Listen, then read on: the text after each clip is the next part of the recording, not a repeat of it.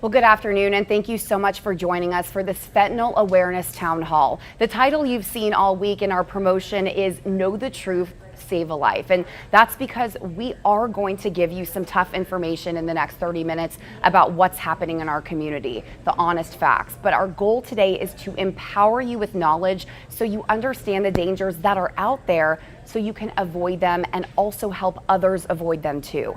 This is a chance for a real community effort that together we can save lives and create change. We have assembled an incredible panel today representing so many sides of this issue. We have what we call Angel Mom with us, who has lost a child to fentanyl poisoning and is using that pain and turning it into positivity to save other people's lives, and we'll hear that story in just a bit. We also have Representative John Lujan, who has been a big defender of these bills in the legislative sessions and is a part of our event coming up. And something that we'll talk about is this walk on Sunday that we can't wait to tell you more about. And we also have a drug intelligence officer, Wendell Campbell, with us for the first time. Thank you for joining us, and we can't wait to hear about your work that you do now and that you've done in the past. So I think the best way to start this is to go over what fentanyl is, what we know about it, because even though this is thankfully something we're talking about more in our community, a lot of people still don't know the facts about what this is. So Wendell, let's start with you. We know this is an opioid that is 50 times stronger than heroin, 100 times stronger than morphine, and what we've reported is that an amount the tip of a pencil can be lethal. Absolutely, and that's the real danger of it, because if it comes in the form of like a kilo from China or in from Mexico into the United States, when you're talking only a couple of grains, like 2 milligrams, when 1 kilo has 1 million milligrams in it already, you're talking a minimum of 500,000 up to 700,000 fake pills that can be produced regularly through a pill press, and that's how the drug traffickers are moving those pills onto the streets by consistently lacing these pills with just a few milligrams. Sometimes it's even only 1, but sometimes it may be 4 or 5, and that's what really leads to the overdose death.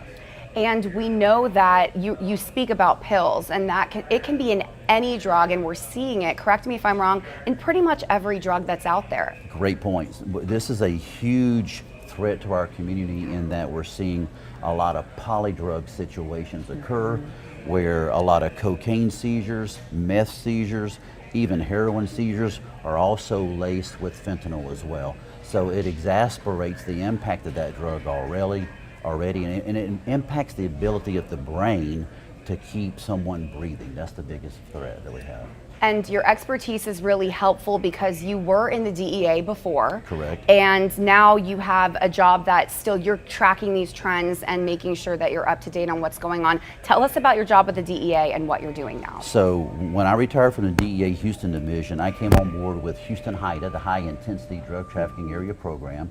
And we are a grant program that works with law enforcement throughout various communities. We actually fund 18 different task forces, enforcement task forces. But another thing that we do is we work hand in hand very closely, each HIDTA, and there's 4 HIDTAs in the state of Texas.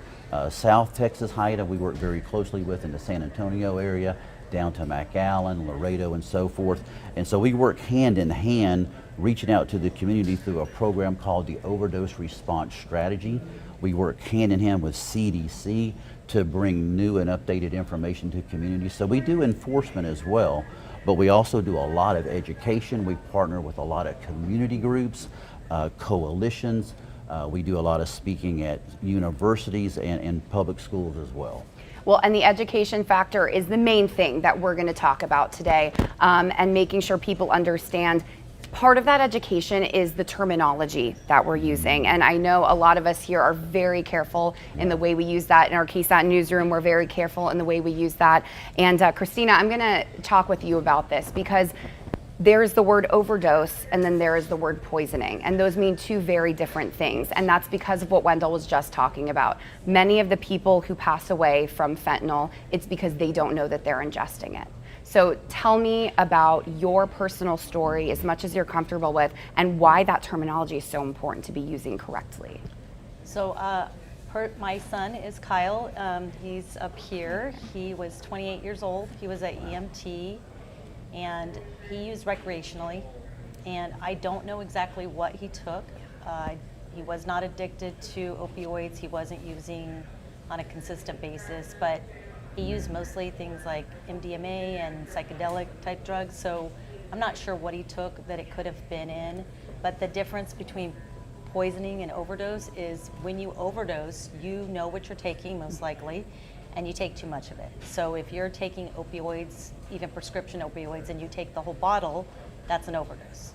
If you think you're taking one prescription pill, could be oxycodone, could be Vicodin, whatever, or cocaine, marijuana, whatever it is, you think that's what you're doing, but somebody has put fentanyl in it. Or in the case with the oxycodone, a lot of times it's just fentanyl. There's nothing else in it. So the person is being deceived. And so that's why we call it a poisoning versus an overdose, because they didn't know it was there, they took something, and then it ended their life. And just so people know, the majority of these deaths are poisonings and not overdoses. It's a very, very high percentage. Yes. And that's why this is so important. You've lost so much. We have other angel moms here sitting with us, and you know, they're in our news stories a lot because it's important that people see the reality of what happens. Yes. And we appreciate you because you've been through so much and you have this pain, but you're sitting here on a panel talking about it over and over again. Why is that so important for you to keep reliving? The reason is because I can't save my son, unfortunately. Wish I could, but you can't. But what we can do is put the word out there, so hopefully save somebody else's child, another parent from going through this horrible reality. We don't want any more people in our club. We want the club to close. And we keep getting more people because people are, you know, the parents are unaware. They really believe that my son doesn't do drugs, and he might not. He could have went to a party. He's 16, 17, or even as young as 13, 14. A friend gives him something. Try this, and that's it. It's one pill kills, but we also say one try you die, because it could be marijuana, it could be cocaine, it could be anything. And so we're trying to teach the kids, don't try anything. You can't experiment.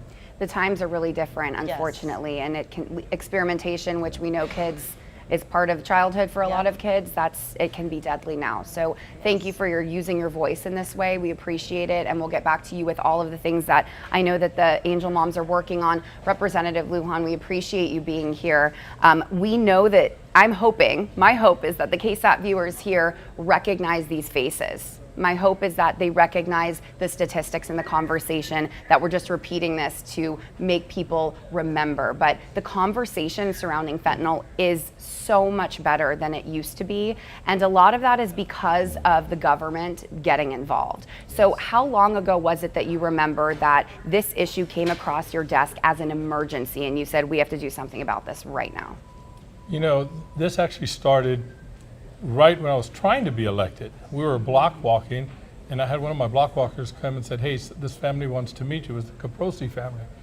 And I said, I was on the other side of town. I said, man, I only got 15 minutes. My wife and I went over there. And I said, I got 15 minutes to spend with them. What do you need? I thought it was roads, something, you know, highways. And their only daughter had passed away. She passed away.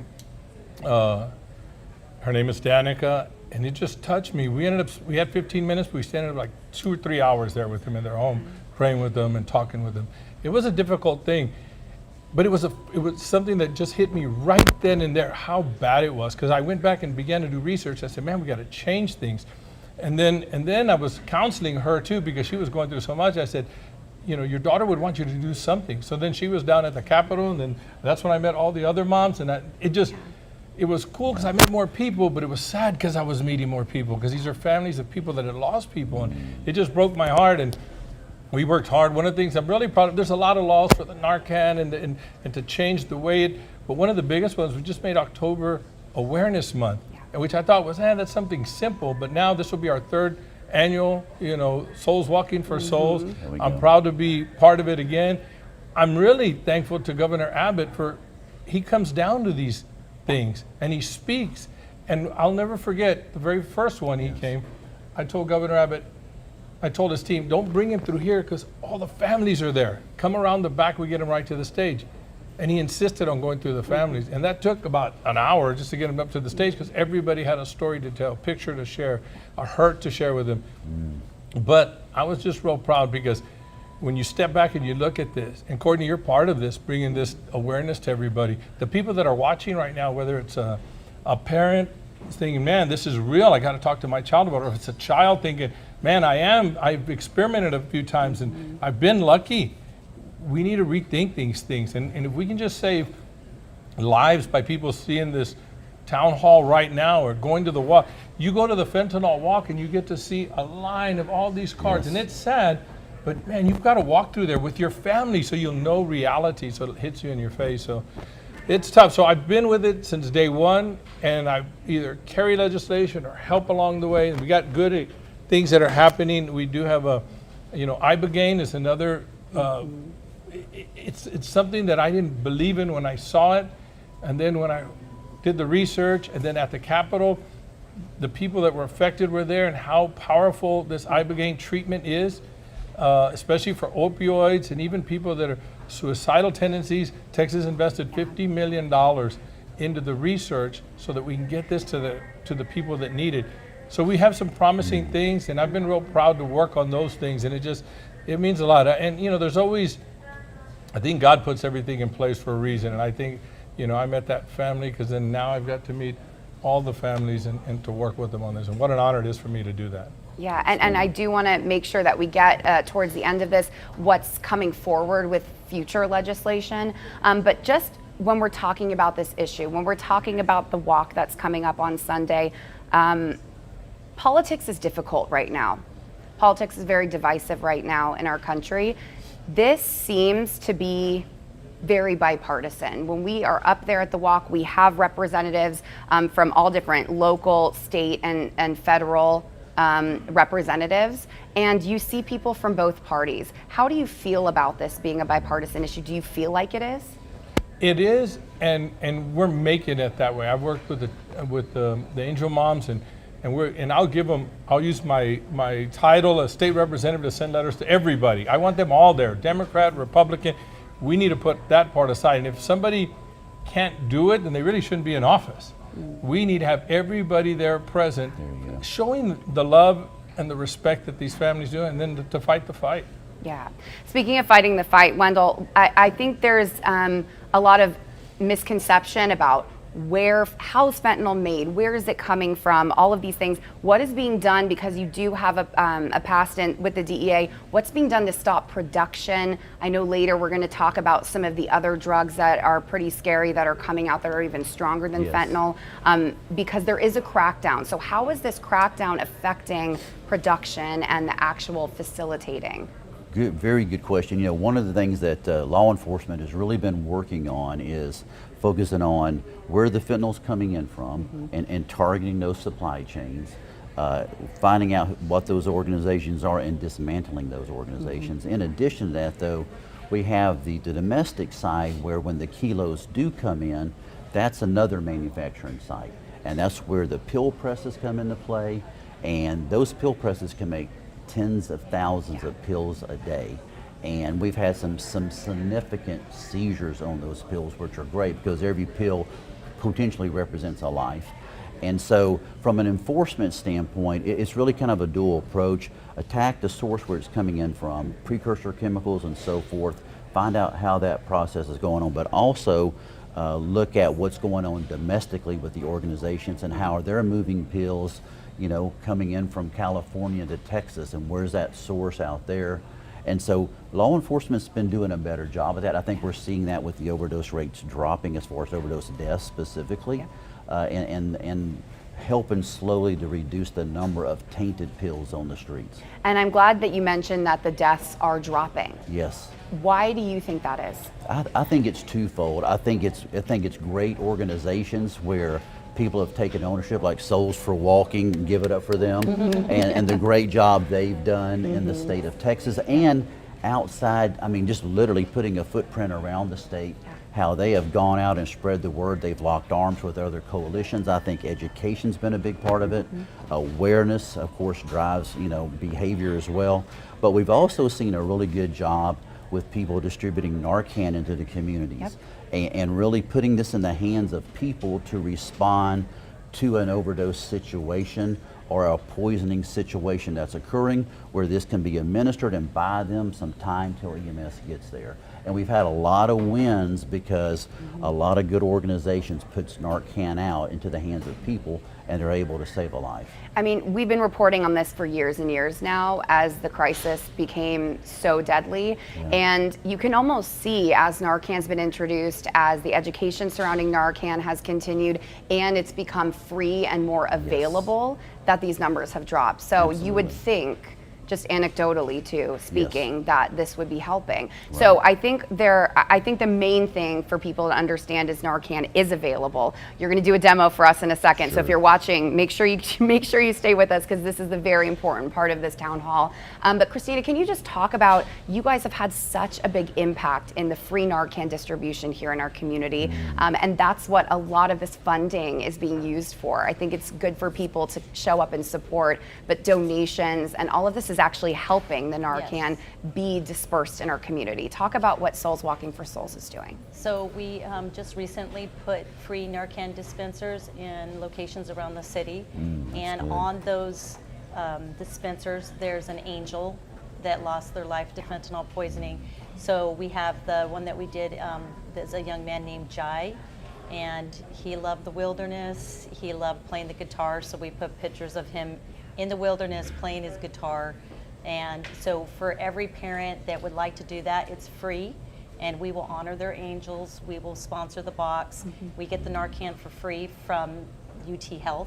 So because of that grant, we're able to get free Narcan, but we also will donate that dispenser and put somebody's child on it, and they can help decorate it how they like, whatever their child or loved one was, what was important to them. We want to make that part of the Narcan dispenser, so it makes it really personal. So you can go on the website and find where these dispensers are. Also, you mentioned UT Health San Antonio and Be Well Texas, the state program. There are grants. That is another avenue if you want to get some free Narcan.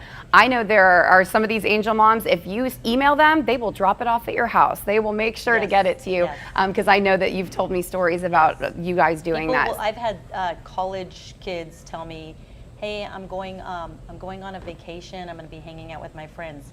Can I meet you somewhere and get Narcan? And I say yes. And I met him at the mall. I met him at the park. I mean, here I'm giving you some stuff. And they said, you know, I don't know what's going to happen, but I want to be ready just in case.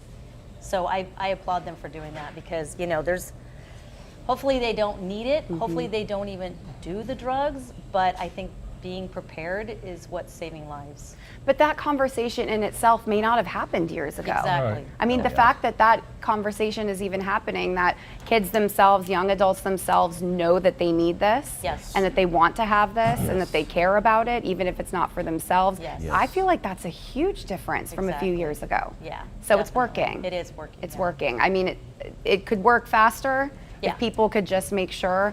But I think part of that is making sure people know what it is and how to use it. So this is very simple. I want to make sure, and you can reiterate this, Narcan only works to reverse an opioid in your system. This is safe to have in your house. If you were to spray it in your nose right now, it would do nothing to you. It's safe to have around kids, pets, all these things. So I know there's a little bit of a stigma surrounding having this sometimes, but just to quell people's nerves when it comes to having it in your house, it is safe. Oh yeah, it's very safe, and it's been around since the 1960s. It was used primarily as starting in the 70s, early 70s, as an antagonist for opioids. So it will help the brain remove those molecules from the receptors, which is what allows people to start breathing again. So really in around of a lot of cities, Austin, Houston, so forth, on the streets, they call this the Lazarus drug, because one minute you're out and you're gone, and the next minute after applying Narcan, they're breathing and sitting up again. And so what it specifically does is it helps reduce the impact of the opioid molecule on the brain, and allows for that person to resume that normal breathing cycle, as opposed to low respiratory breathing, which is what opioids does. Fentanyl specifically attacks the capacity for someone to breathe, and that's when they go into that low, slow breathing cycle. They start turning blue around their mouth, blue under their fingernails. They may even start foaming at the mouth at times. and this is what comes in and saves the day. And so I have spoken to multiple people that have had Narcan on them, and they were around someone having an overdose episode, and they didn't apply it to them. And I asked them, well, why didn't you give them the Narcan? And they said, well, because no one ever showed me how to use it. Wow. So what we're going to do today, we're going to show people in the community how to use it. And so if you suspect someone is having an overdose, and what's great about Narcan and the naloxone is the actual medicine name. This is the marketing brand name, Narcan.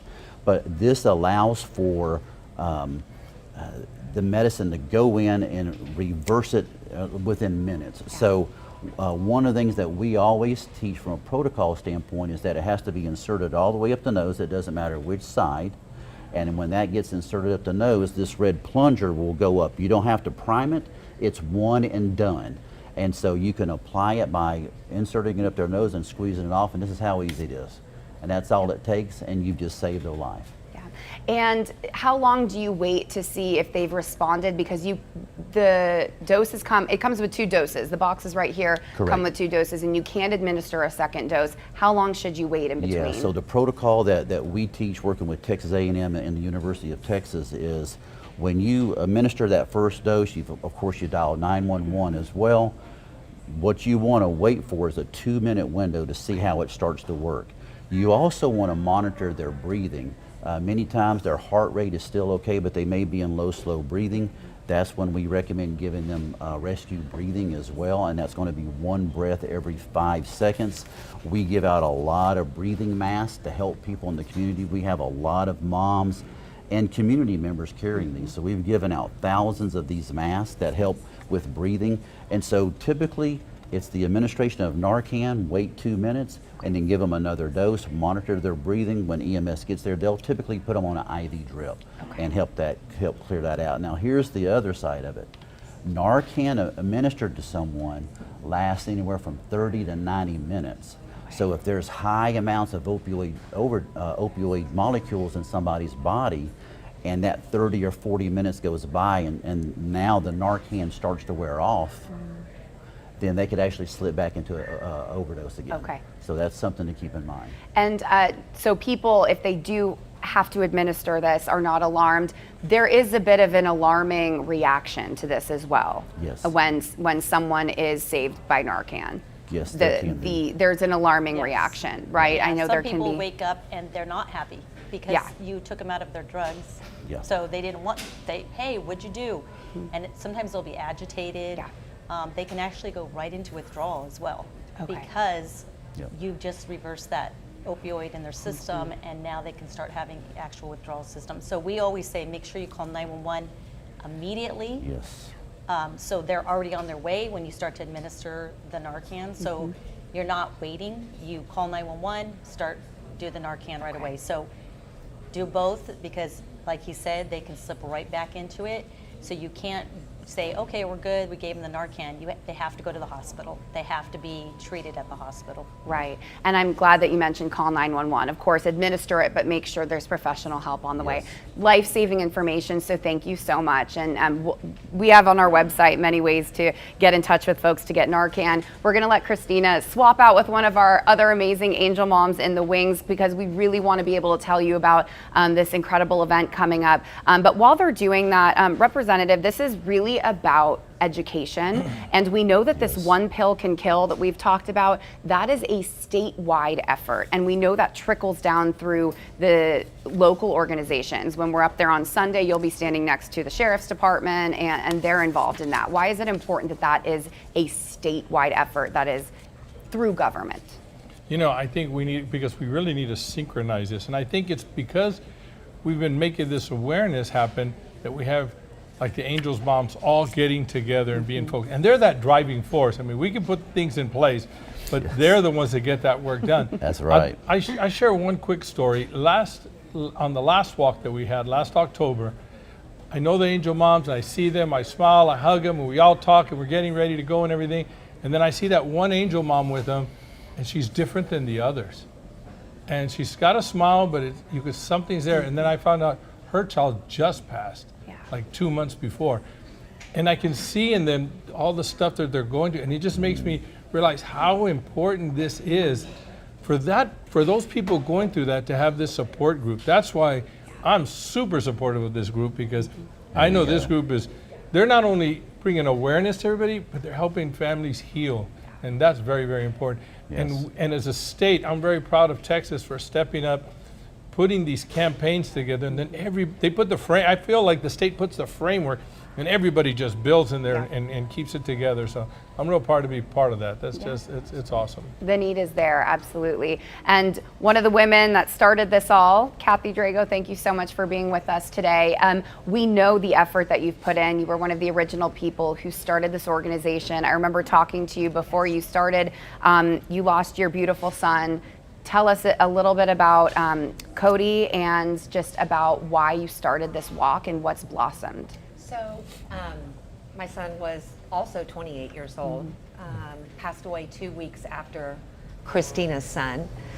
He was a musical kid, loved life, loved his family fiercely, married with a little 5-month-old baby, and in a moment of weakness took an illicit Xanax that was 100% fentanyl. And we lost him instantly. And it has really, really been difficult for our family. But I too, like these other beautiful angel moms, decided I needed to do something with this, take my pain, turn it into a purpose, and help other people that might go through the same thing. And that's exactly what Souls Walking for Souls is all about. It's all about community, it's all about awareness, and it's all about supporting others who have gone through the same tragedy. And Cody's right there. This Yes. beautiful picture that you see on your screen. Yes, thank you. And tell us about Sunday's Walk. This is the 3rd annual. It just keeps getting better and better every single year. If people are going to go, what can they expect to have there and see there? You know, it's not a sad day. I want people Yes, to know exactly. that. It is a day for the community. And hopefully, we've always been blessed by the Lord with great weather. And it is going to be warm this weekend. I think it's going to be like 92 degrees. So Good, we're get going a sweat in. Yeah, we're going to have, exactly. We're going to have a vendor fair that will go from 3 to 4. And that's just people coming and offering resource materials, you know, all sorts of stuff that's available throughout our community that people don't know about. From 4 to about 5:30, we're going to have some amazing speakers. We've got an amazing speaker lineup from state officials to local officials that are supporting our cause. And then after that, we'll do our 1 mile walk. Won't kill us. It's only 1 mile. And then after that, it's about community, music, and food trucks, and being together and wrapping up the night with a candlelight vigil. And I think that's what's so important for people to realize, is that so much good is coming out of this. I do want to make sure people know the other work that you're doing. You and the other angel moms present at schools. So you take what people will be learning and hearing from many speakers, like they are here, and you take all of this information that we've garnered here just in this town hall, and you go to schools and churches and other faith organizations, and even workplaces. I mean, it doesn't matter how small that group is. I know that you'll present to them. But when you present to kids, what are you hearing back from them? The feedback from the kids is absolutely like nothing I've ever seen. We have partnered with the Bexar County Sheriff's Office, we have partnered with the DEA, and we've gone into these schools. And when we first started going into schools, we were going into the high schools.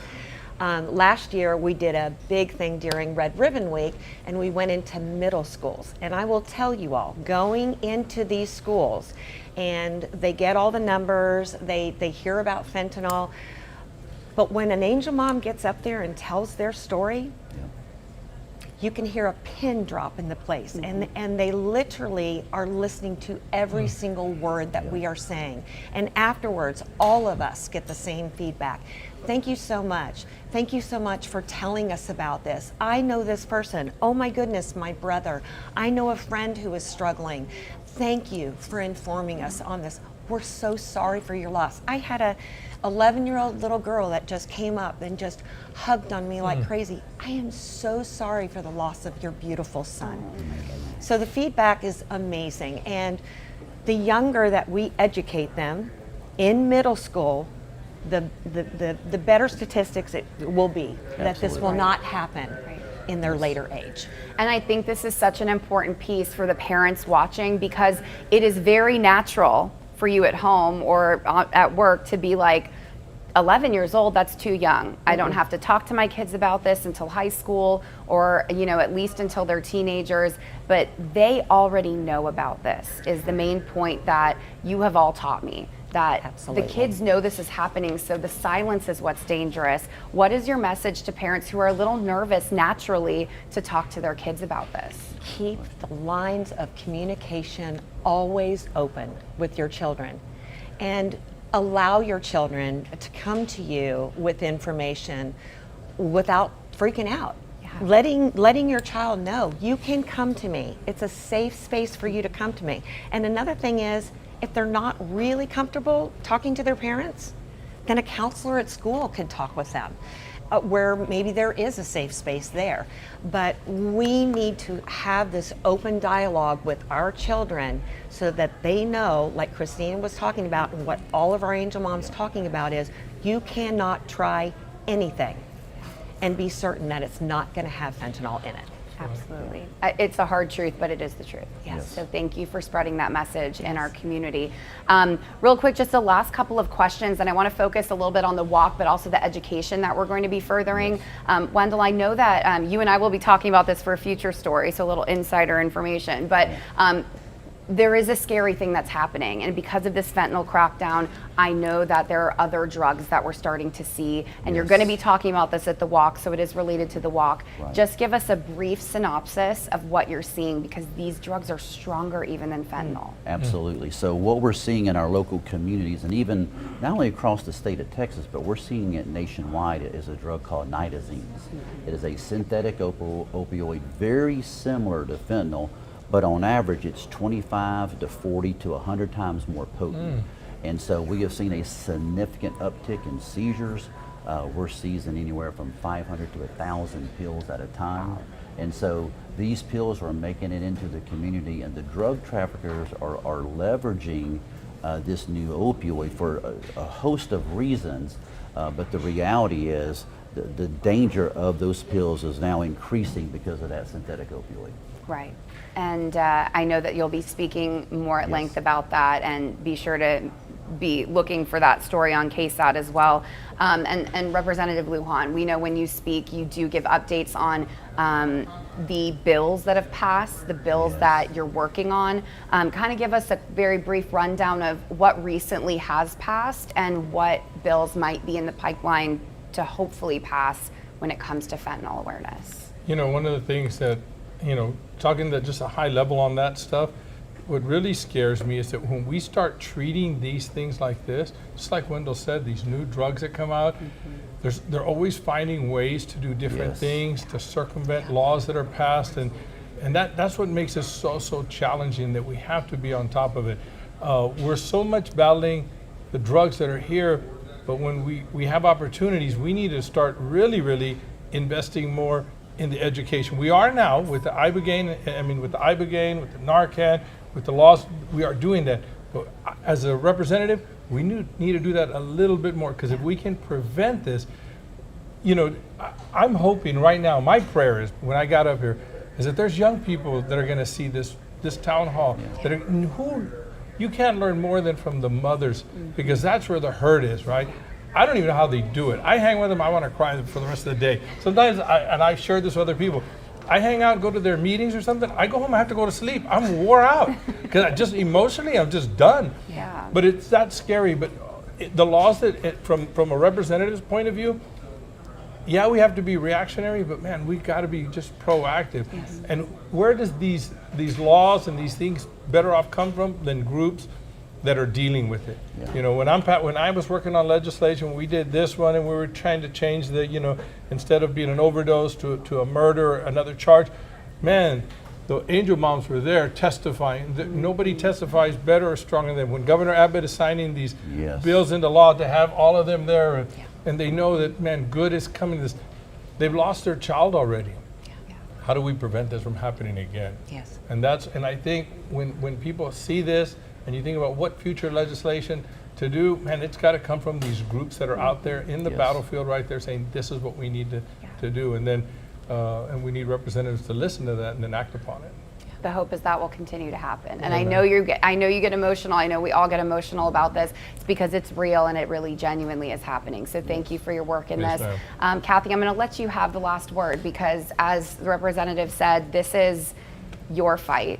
Yes. It's personal to you. It's personal to the moms over here. right. Yeah. And what would you like the public to know before we end the town hall, just about the subject in general, and then of course about the walk that is so supportive coming up on Sunday? This is a community fight. This is a nationwide fight, and we want people to hear the message and hear the mission. Just like they said many, many years ago, just say no. Just say no. Teach your children to just say no, and you won't end up like this. We want children to live long, beautiful lives. We want families to stay intact with each other, and fentanyl can destroy that. So we just want people to know that you can just say no. You can just say no. Well, thank you so much for coming out here. I know it's not easy every single time, but we also do hope that you will join us on Sunday for the Souls Walking for Souls Walk. If you were able to even catch a piece of this, if you were able to watch all of this, please take what you learned and share that information with children, with parents, the entire community. And if you want to come celebrate life with us, please join us on Sunday. Thank you so much for watching and have a great rest of your day.